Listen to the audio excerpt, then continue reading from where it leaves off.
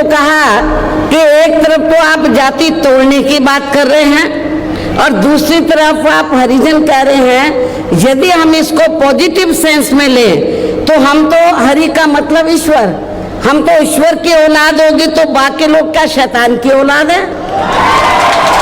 ये 36 बरादरी के लोग इस गठबंधन के साथ दोस्तों जुड़ते जा रहे हैं और मैं फिर से बहन जी का यहाँ पहुंचने पे स्वागत करता हूँ, आभार व्यक्त करता हूँ कि आप लोगों ने एक कमेरे वर्ग का और एक कमेरे वर्ग के कमाने वालों का, हरिजन का और कृषि खेती करने वाले का और मेहनत करने वाले लोगों का एक ऐसा गठबंधन बनाया है।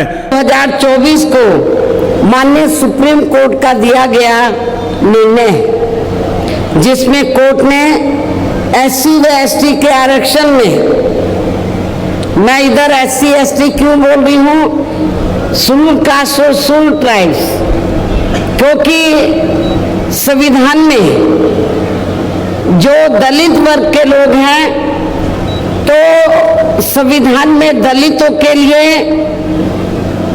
तो हरिजन लफ्ज का इस्तेमाल नहीं किया गया है, बल्कि अनुसूचित जाति व जनजाति लफ्ज का इस्तेमाल किया गया है। मैं चाहूंगी इन लोगों के जो पूर्व स्टेट अध्यक्ष हैं तो मेरे ख्याल वो भारतीय संविधान को जरूर स्टडी करें, पढ़ें और ये देखें कि अनुसूचित दलितों के लिए क्या लफ्ज इस्तेमाल किया गया है।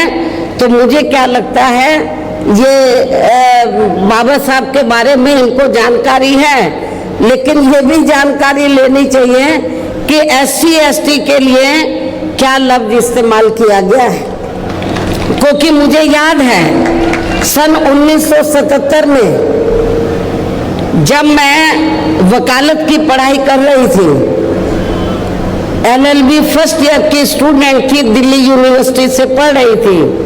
1977 में जनता पार्टी की सरकार बनी और इन्होंने वोट क्या कह के लिया था कि हम स्वर्गीय श्री बाबू जगजीवन राम जी को देश का प्रधानमंत्री बनाएंगे, जिसको कांग्रेस ने नहीं बनाया।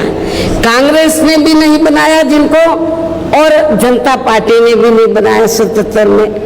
तो दलित वर्ग के लोग, अनुसूचित जाति जनजाति वर्ग के लोग पूरे देश में बहुत नाराज थे, खफा थे।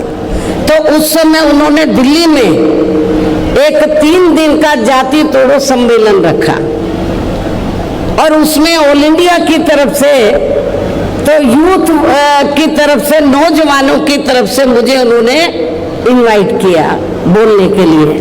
और जब मैं उस सम्मेलन में बोलने के लिए गई तो वहां पर जितने भी जनता पार्टी के नेता थे तो वो बार बार हरिजन हरिजन इस्तेमाल कर रहे थे।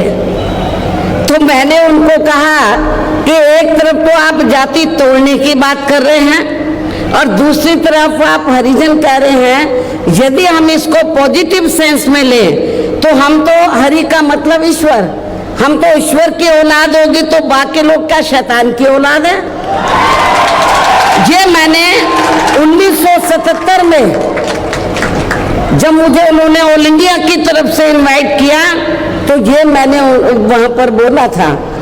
तो उधर ही जो जनता पार्टी के जो नेतागण लोग थे उन्होंने माफी मांगी और कहा कि, मैंने बोला कि आपको आज सरकार संविधान से चलती है और संविधान के हिसाब से आप लोगों को जो वीकर सेक्शन के लोग हैं तो उनको अनुसूचित जाति जनजाति और अन्य पिछड़ा वर्ग बोलना चाहिए, तो ये ज्यादा बेहतर होगा।